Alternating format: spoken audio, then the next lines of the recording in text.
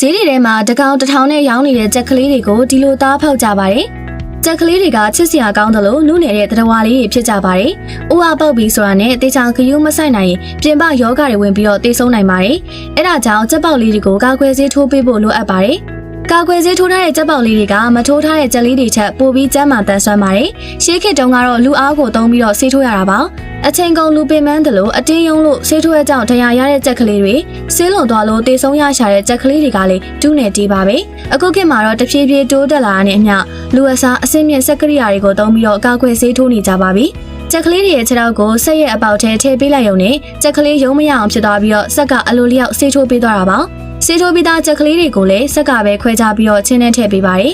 စက်ကရိယာရဲ့ကျေးဇူးကြောင့်ကြက်ဥအလုံး100ဥယျာဉ်ကြက်အကောင်100ကျန်းကျန်းမာမာနဲ့ကြီးပြင်းနိုင်ပါပြီအဲဒါကြောင့်ကြက်သားဖောက်လုပ်ငန်းလုပ်တဲ့သူတွေကလည်းတကောင်တစ်ထောင်နဲ့ဈေးချိုချိုထားပြီးရောင်းနိုင်နေရပဲဖြစ်ပါတယ်